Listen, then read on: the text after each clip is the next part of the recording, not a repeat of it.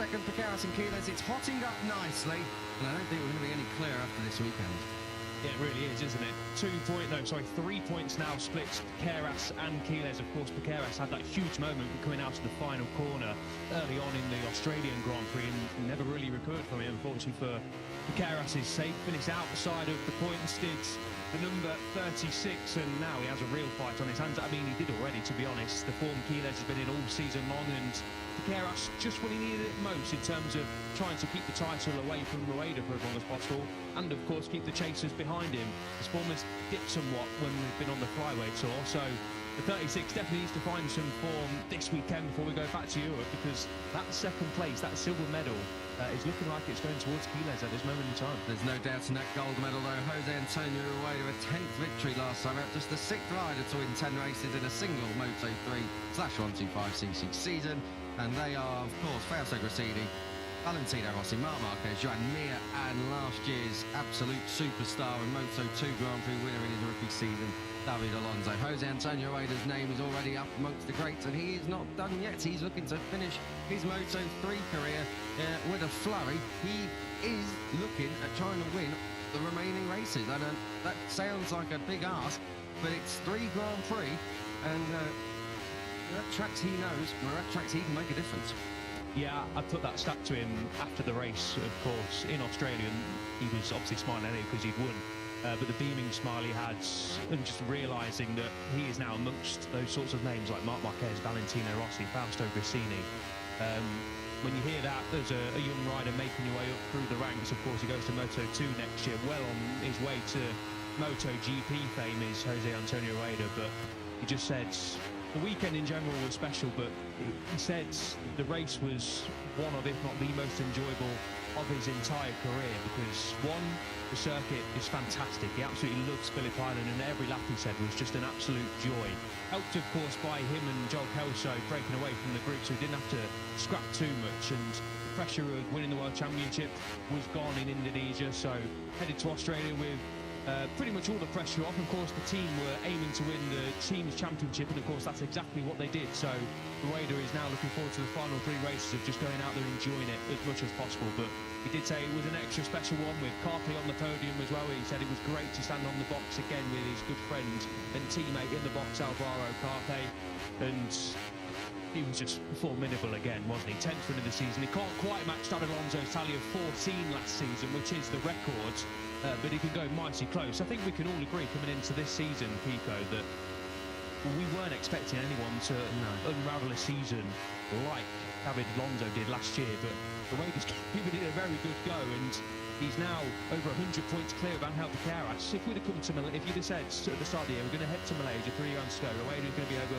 100 points clear of Angel Keras, would have been like, well, what on earth happened to Keras? Yeah. And you can still ask that question, but Keras is still second in the championship. Rueda has just been absolutely unbelievable. But it's like I said, back in Phillip Island, besides his wins and his one of the podium, it's been a very average season for Angel Keras. He's not been a regular finisher on that podium. He's spent more time off it and 4th place or lower than what he has on it.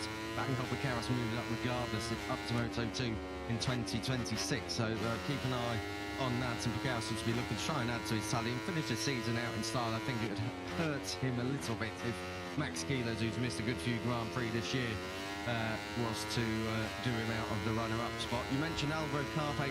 Last time out, it was his first podium since P2 at Mugello, and it was his first top 5 since the Sachsenring. That's the struggles that Alvaro Carpe has been going through in the second half of this season. Really, from Brno onwards, he's not been quite what we expected, or at least not quite what we saw he could be after the first few Grand Prix of the year. But he's back with us now, back on the podium, and still in the hunt for top looking.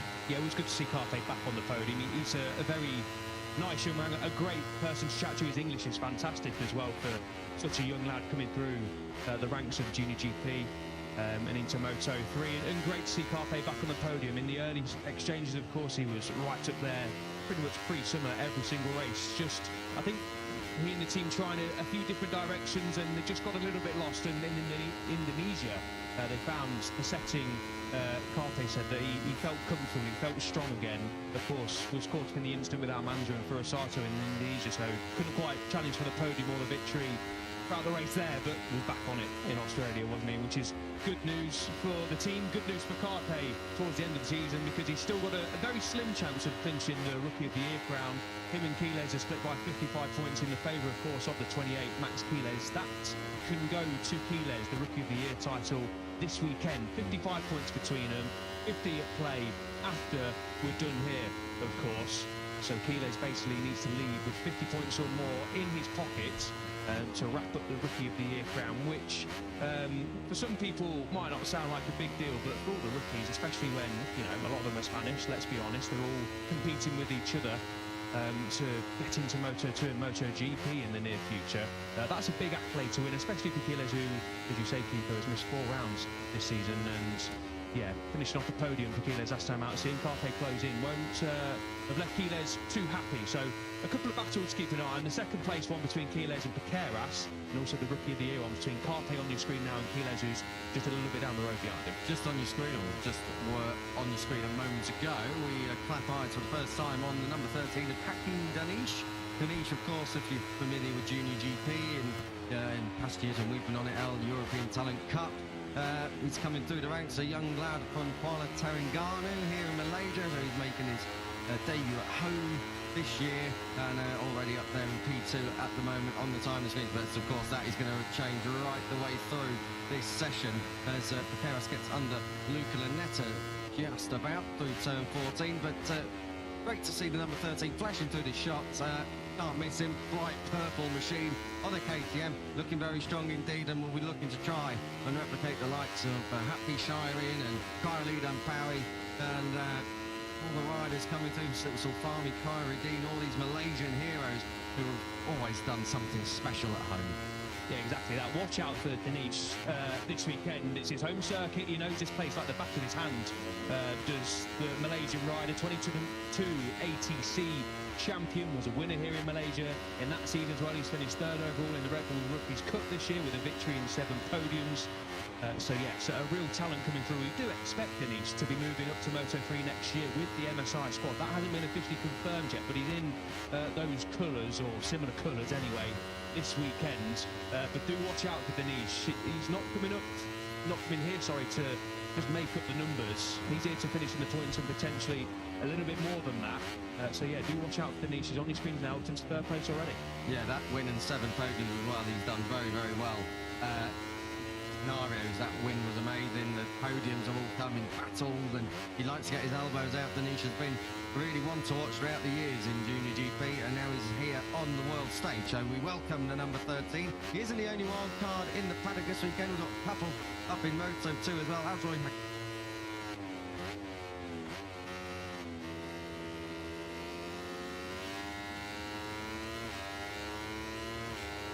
Team Anwar for the Pros MIE Racing WRW team, and Helmi Asman for the same squad. So keep an eye on those guys, seeing what they can do up in Moto2. But that's coming up in about half an hour's time just yet as we follow Danish round. This is coming up through Sector 3.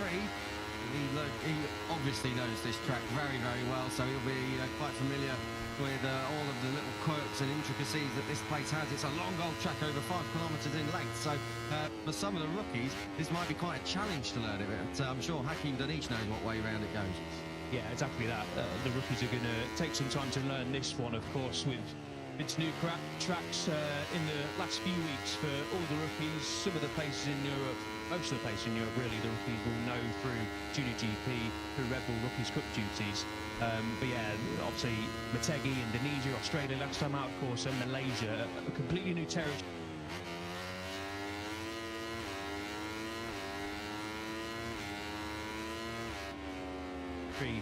For the rookies, and you'd say Malaysia will be one of the toughest to learn, as you say, people. Over 5 kilometres in length, this one, and a completely different challenge to Phillip Island last time out. Not only the conditions, but the type of racetrack as well. It's got a bit of everything here. Here's the Sepang International Circuit, one of the main reasons why MotoGP contesting here year on year for pre-season. It provides a real challenge for the riders, and speaking to some of the MotoGP riders yesterday, they all said and this is one of the toughest races of the season. Demanding circuit, demanding conditions. Joel Kelso across the line up into the top 5. Let's just talk about his home performance for a moment, shall we? What a fine ride it was. He stayed with Jose Antonio Rueda for as long as he could, and right there until the last lap. Rueda just breaking clear in the end, but Kelso fantastic at home. It was his consecutive front row as well. He's looking very, very good in qualifying. He converted a front row for the first time since Le Mans, so that's how long Joel Kelso has been lacking a bit of success on a Sunday. Really, Kelso, fine rider. If you took out this exceptional talent of Jose Antonio Rueda, would have been your comfortable Australian Grand Prix winner, it's got to be said. Well, yeah, both of them over 12 seconds clear of the chasing pack, and pretty much immediately, wasn't it? They just pulled clear. Kelso was in the leads in the early stages, and Rueda mentioned that he saw Kelso pushing on in the early stages of the race and decided, right, I'm getting my head down and going with him, and they built up that gap and then realised, of course, that it was going to be pretty comfortable for them to finish P1 and P2, just depending on the order. Kelso, after the race, was both disappointed, of course, to miss out on victory by less than a second on home turf, but to be fair to Kelso, he was very complimentary of this rider on his screen. Jose Antonio Rueda was mentioning the Australian that he'd made a big step on tyre management this year, but he realised racing behind Rueda in the last few laps, even from Kelso said from mid-race he was controlling that rear tyre, not pushing it too much. Felt comfortable chasing Rueda, was well in the hunt throughout that, but was really heavily managing that tyre from probably, he said, around about lap 7 or 8. But in the latter stages, when Kelso was thinking about making a move, he said he was really good in the first sector, so he was eyeing up turn 4, Miller corner, but Rueda just turned up the whip in the last couple of laps. That rear tyre of Rueda's was in much better shape than Kelso's, and Kelso, unfortunately, didn't have an answer, didn't have a chance to overtake Rueda in the closing stages. Held his hands up and said, yeah, Rueda was just better than me, has been better than all of us, just on a different level in terms of that, but top job from Kelso. Pressure was on the weekend, obviously, for all the Australians, all the home crowd favourites, wherever you go, there's a little bit of added pressure, but Kelso really did deliver, and fair play to him as well. I did ask Kelso as well about the dip in form he'd had mid-season. You mentioned there, Kiko, his podium in Le Mans, was his last podium before he was on the box last time out, and he didn't really want to comment too much. I think there's been a fair few things going on behind the scenes. He said there's a lot of circumstances, a lot of things that go on behind the scenes that people don't see, and he didn't want to comment on it too much further. The main thing for Kelso was he was back on the box, happy again, back where he said they belong, where he belongs, and great for him to finish on the box again, second time in 3 years at Phillip Island. Top job. Kelso moving on, of course, to Michael Laverty's Grid M-Lav team next year as well, so he won't be lining up on a KTM. The Grid M-Lav team are coming up with a little bit more in the recent rounds. They're starting to get somewhere where I think they know they're capable. Oh, was that Jacob Wilson who's in the front on exit as well? Very strange indeed, but Max Goulet's all snap on by through there. So good job there from Keeners to avoid any disaster with Jacob Wilson's front end misdemeanor. But back to Joel Kelso, Michael Laverty's team obviously taking him on for next year. They're starting to get a little bit more towards the point scoring places now and knocking on the door a bit more regularly at Q2, at least over in recent rounds. But that team yet to really have a very, very solid campaign. The Level Up MTA team have had poles and podiums.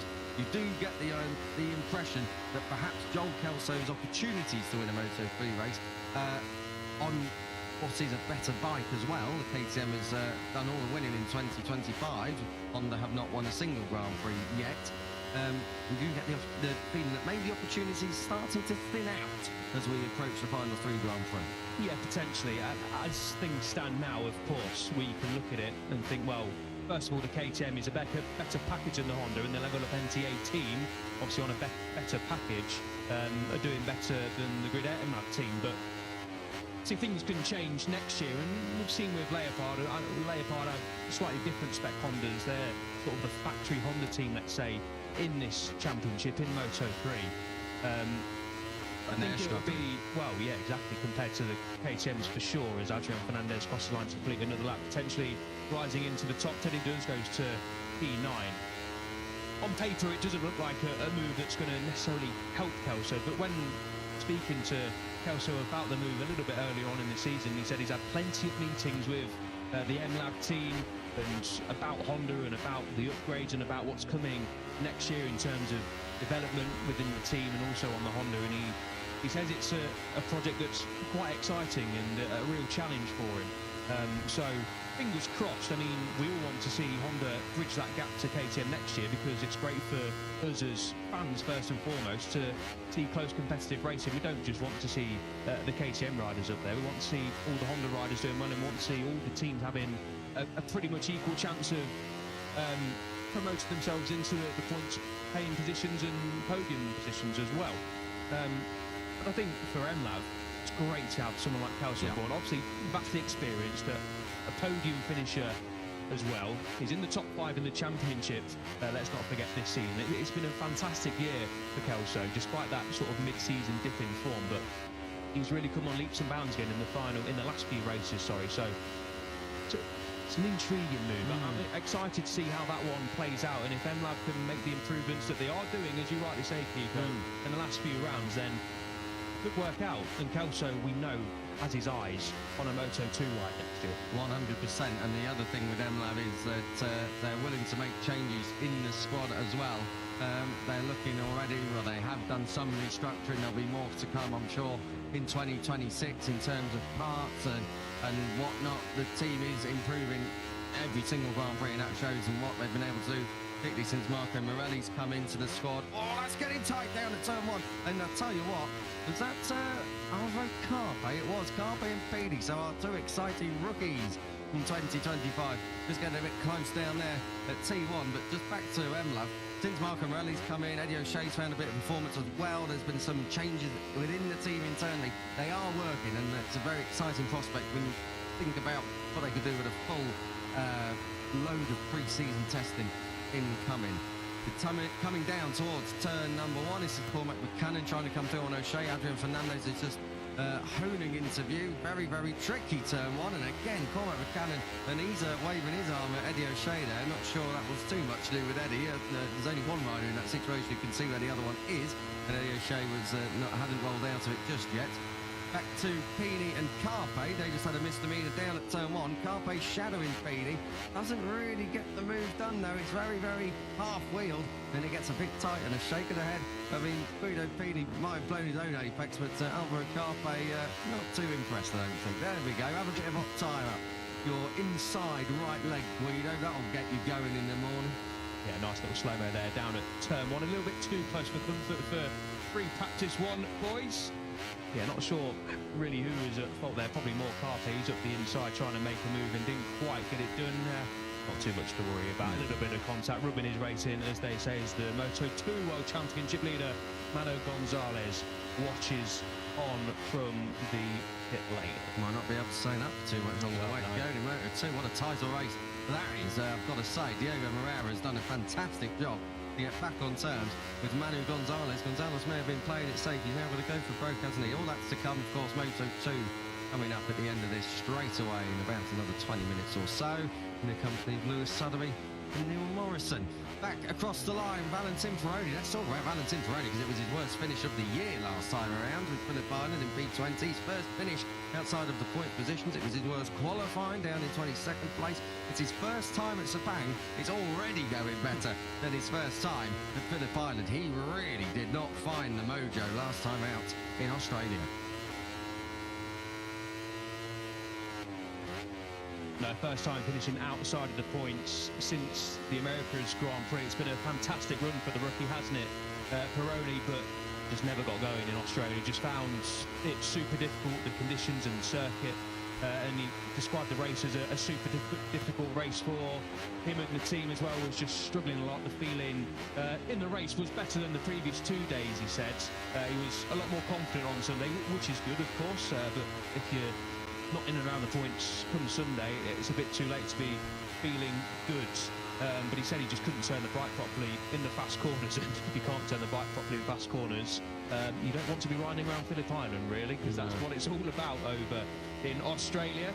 He said that's something they need to improve, but there's less of that here at the Sepang International Circuit, and as you say, already going way better than he did over at Phillip Island. So just one of those circuits, one of those weekends that it just didn't click for Peroni. That can happen.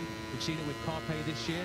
Of course, the rookies, you can't, unless you're they're all fast, unless you're, I don't know, like a Keyless, although he struggled at a couple of events this year as well. You're not going to hit the ground running. You're going to get to weekends where you're going to struggle a little bit more. Unfortunately, Pironi, that struggles meant no points, which is unfortunate for him and the team, but he's got to forget about it. You've got to learn from it, which is exactly what they'll do, and come into the Malaysian Grand Prix with a fresh mindset, and he's already up inside the top two. So good to see Pironi back up there. That's where we want to see him, because Pironi is a fascinating racer, a great character to have at the front.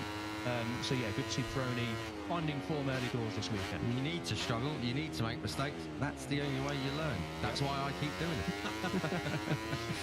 15 minutes or so to go as we see Brian Uriarte drive into the line. This time is going to be a very good improvement indeed. It is up into the top 8. He goes 8 places behind David Almanza. David Almanza, we haven't seen anything of him yet, but a solid ride last time out. I think 18th on the grid, had a long lap penalty, came through the P9. I caught up with him in the paddock yesterday, no tyre. So once he got to the lead group, or that podium battle, just no tyre for the number 22. Such a shame for Almanza, because his pace was right there. And trust me, later on when we get going with this one, particularly in practice, I reckon Almanza again is going to be setting very, very fast lap times, if that's what recent form is to go off. Yeah, I mean, time management around Phillip Island is crucial. And of course, once you've done a long lap penalty, slipstream is also important. You want to tag yourself back onto the group, and we saw it, didn't we, with Kelso and Moreno. As soon as they got, well, above a second, really, 2 seconds at least, then you're away. If you can keep the pace up, which is exactly what they did. The group behind Batin as well, and Almanza was in that group. But yeah, if you've used up your tyre trying to catch up, which is the correct thing to do, you've got to try and get yourself in that group in the battle. And once you're there, you can try and stay there. If you can't get there, then of course you've got no chance of being in and around the fight for the podium. But yeah, it was a decent comeback for Almanza. A very disappointing qualifying, of course, to couple that with the long lap penalty, as again we get some a little bit of argy-bargy. That's down at turn 9, the sharp hairpin. Pironi underneath Joel Esteban. Shout out to Joel Esteban, by the way. Had a fantastic race. P4, his equal best result, beat his teammate Maximo Keyless. Went under the radar a little bit with Rueda in first and Kelso in second, the home hero. But in that battle, Joel Esteban, fantastic stuff from the number 78, replacing Dennis Foggia again this weekend. I can imagine Keyless took that really well. Exactly what I was thinking when the 78 dived up the inside of him down at MG. Down into turn 9 here, and that is about as close as you get. Joel Esteban getting shoved off that racing line by hard charging Valentin Pironi, who sits second at the moment. Joel Esteban, where are you? Down in 12th place at the moment, but it's still respectable. He's just over a second adrift of Angel Piqueras, who leads the way on a 2:11.837. A couple of seconds away, though, from the lap record. Conditions obviously not ideal, but they are all out there on slicks at the moment. So still plenty of time left in this one. Pironi has now got ahead of Esteban. Let's see if Esteban repays the favour. I'm sure he won't think twice in doing so, although it is free practice 1. There's no points for getting your elbows out straight away. That brings me on to the next point. Of course, Esteban is still replacing Dennis Foggia, who's not quite well enough to come back yet. Brian Uriarte is still in for David Munoz. Of course, we've seen plenty of Uriarte, but Munoz, his recovery continuing from his broken leg, sustained that incident back in Mandalika with Adrian Fernandez. Here's Tayo Furusato. Well, tricky time of things last time out. I think Tayo Furusato was looking on for a podium at one point, and it just didn't quite happen. Came across the line, finished 8th at Phillip Island. Furusato 17th to 2nd though last year. He did give it a good go, less than a 10th of a second away from victory, so he likes Sepang. Is this going to be the weekend where this young Japanese rider can at last take victory in Moto3? It has been a long time coming. He's been so close, but yet so far not quite on that top step just yet. Not quite. You do feel like it's coming, hopefully, in the next 3 races. That's all that Tayo Furusato might have left in Moto3. We still don't know where the 72 will be heading in 2026. Probably Honda Team Asia in Moto2, but been very coy about Furusato's future. So that is to be confirmed. But yeah, Furusato was in that second group, wasn't he, in that podium fight, and yeah, just missed out on a top 5 finish. So he'll be hoping at least a repeat of last year's heroics, finishing on the podium. Got ousted on the final lap, I believe, wasn't it, Tayo Furusato? A fantastic race here last year, and I think Furusato at the very least, will be wanting a podium in the final 3 races. He always cuts a frustrated figure at the end of races when he's not finished on the podium just for a Sato. A great little character, doesn't say too much when he's not had a good day, and is great to talk to when he's had a good day. I think, to be honest, that's couldn't be said about. Well, you're not great to talk to no matter what. Yeah, true. You can say that about most riders, and understandably so as well. But yeah, hopefully Furusato can be in that podium fight once again this weekend. Likes this sort of layout, does Furusato. And as Yamanaka is on screen while I was talking to Furusato at the end of the Australian Grand Prix, tried to speak to Rosie Yamanaka as well comes the broadcaster set. Safe to say he was an unhappy chappie, the number 6.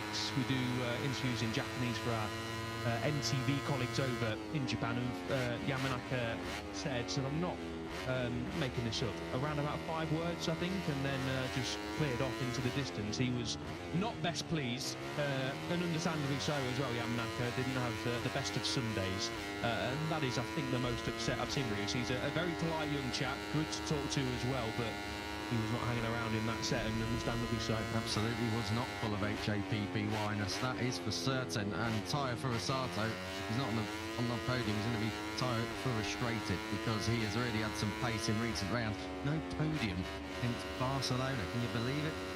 Barcelona feels like last year, it feels like ages since we've even been at home now, I've got to say. Barcelona, of course, is our local round, so we're all based over there in Catalonia, but it feels like a long time ago what happened in Barcelona. But of course, we will back to Europe. We are back on European times next time out, and we get to Portugal and Portimao, and it's the season showdown in Valencia, round 22.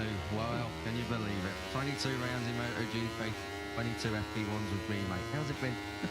Don't answer that on air. No we take a look at Angel Piqueras, who is in P1 at that 2:11.837. He's got about 10th and a half in hand over Valentin Peroni. I've got to say, Peroni's put the struggles of Phillip Island behind him straight away here and coming out the box fighting, looking very good in 2nd place. Then it is Joel Kelso, Max Keeler, Jacob Rulson in 5th place. As we take a look at Simon Crayfile with Alex Rins, Monster Energy Yamaha MotoGP rider, and of course the FIM MotoGP steward, Simon Crayfile. What if he's talking about barbecues or something like that down there?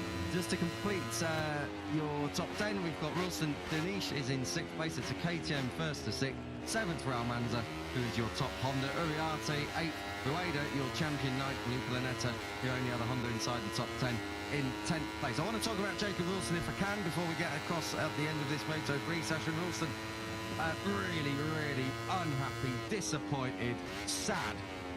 Last time out in Phillip Island, crashing out from the top 5. A real disaster in a point of the year. We spoke about it in Australia. He hasn't got a ride sorted for 2026, and it was looking like, you know, this has got to be the weekend to put in a good result and, you know, at least put yourself in the shop window. He didn't. He fell off very early on. Such a shame for Ralston, but he's up inside the top 5 again this weekend. So at the moment, still carrying on that form from Australia, but an error that really he could have done without. Yeah, a real shame, and I was super disappointed for Ralston, who said he was understandably heartbroken after today's race, but he also said, well, this is racing. I think he took it really well. He had a smile on his face throughout the rest of the day, and sometimes that's what you've got to do. Ralston had a fantastic opening few laps, qualified down in 13th and quickly made his way up inside P4, then got into 3rd just before he took the front at turn 6. He said he just didn't take into account the amount of wind that was over turn 6, and it just caught him out slightly, and unfortunately a small mistake. I mean, anywhere can catch you out, but especially in those conditions at Phillip Island, very windy, pretty cold as well, and unfortunately it signalled the end of the race for Ralston, who, yeah, still doesn't have a ride, not much of an update, unfortunately. I desperately hope he is able to find one on the Moto3 grid. I'm one of the ones who feels like he definitely deserves to stick around next year. The only 2 DNS before that he had was through mechanical issues, technical issues, whatever you want to call it. Been in the points in every other race. Got his best result over in Indonesia. Absolutely deserves a ride next year. But yeah, not much of an update. I think there's a couple of seats available, but unfortunately they're paying rides, and I think Ralston isn't comfortable with doing that. Doesn't want to do that. The amount of money that that's being asked anyway.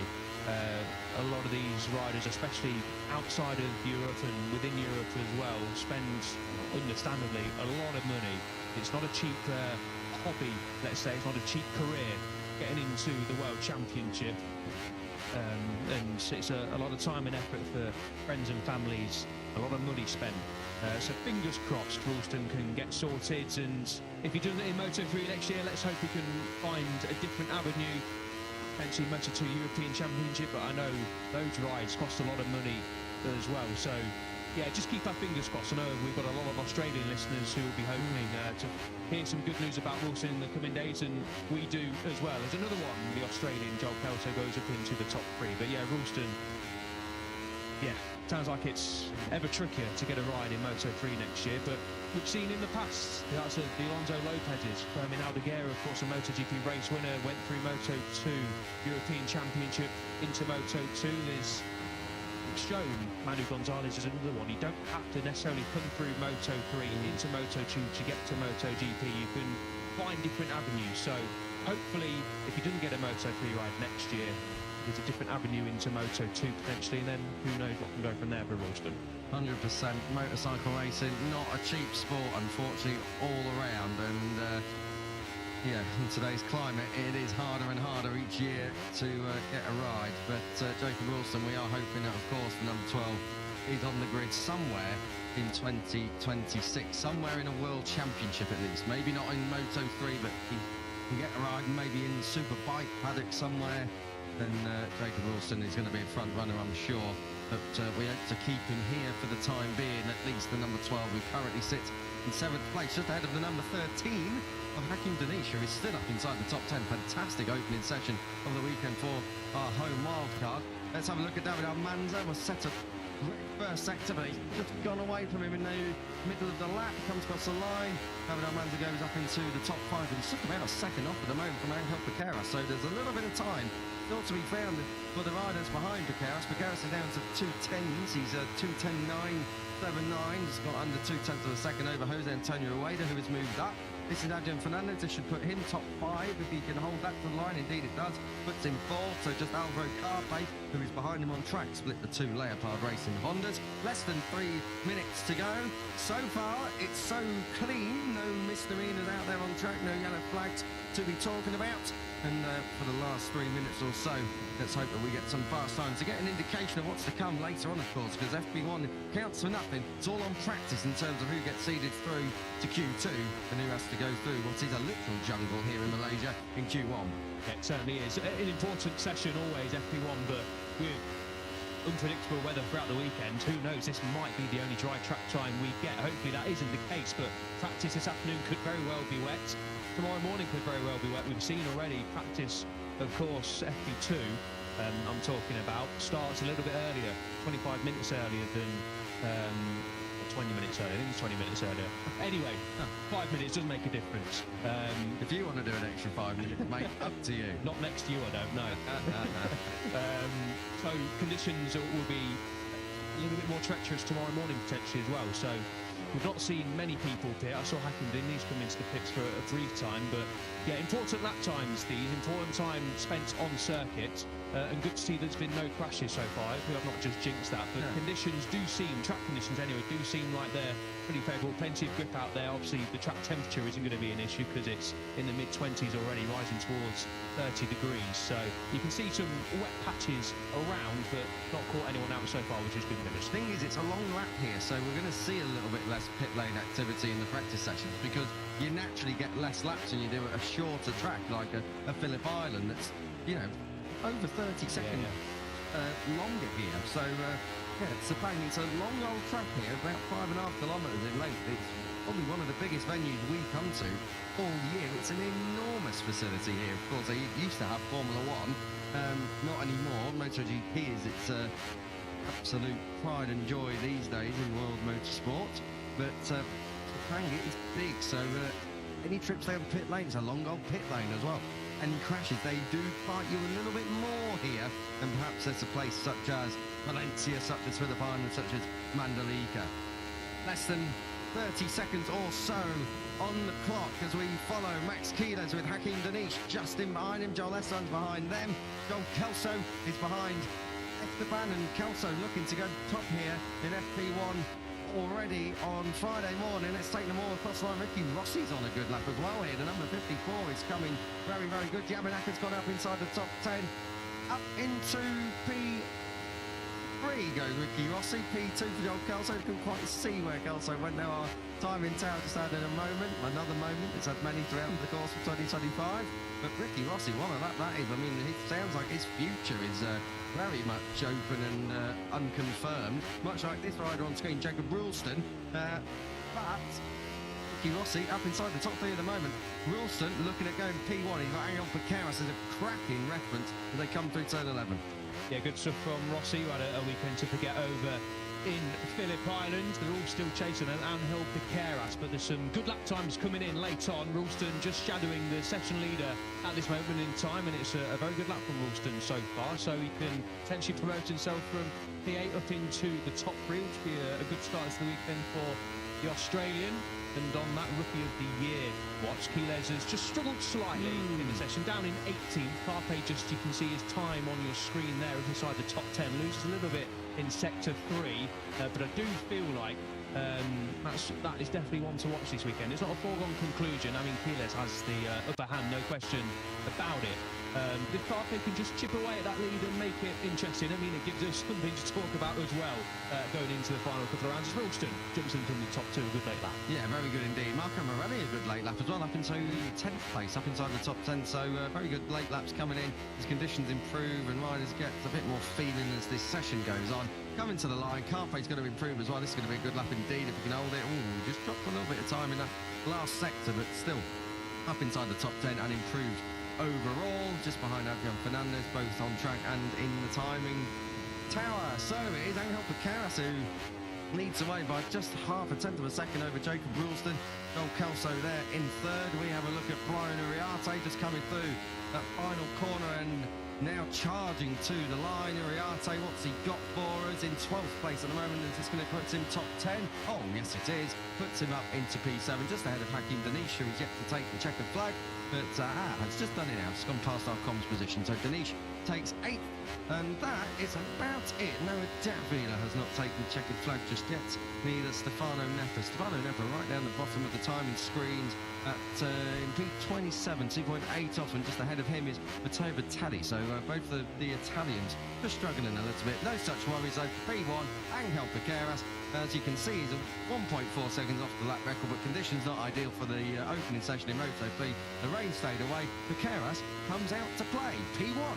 Certainly does. Has another podium since his Catalan GP victory, and boy, does he need a podium, not just for finishing second overall, but just for a little bit of confidence and just to take the edge off what's been a bit of a low-key season in terms of his titles prospects anyway for the 36 before he moves up to Moto2, but that's exactly what he would have wanted. 17th in Australia and then come here to Malaysia, forget that, and top the opening session one weekend, of course. Plenty of action still to come, but yeah, the only rider into the 2-minute 10, so top job from Picaras. Good stuff from Jacob Wilson as well with that late lap. His 14th lap out there. Not many riders setting more. Valentin Peroni was one of them. Yusei Yamanaka another. There's some home support for Jacob Wilson. A lot of Australians do make the trip over here. I mean, it's a 9-hour flight from Melbourne, but we do have a lot of Australians coming out to support the Moto3 riders.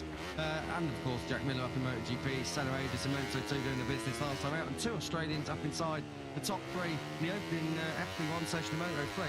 Well worth the trip and well worth the early get up on a Friday morning. Absolutely. Yeah, good stuff for Kelso and Wilson to finish inside that top 3. And yeah, we are looking forward to more this afternoon. It doesn't count for anything though. FP1 is now consigned to history. Practice is where it counts later on.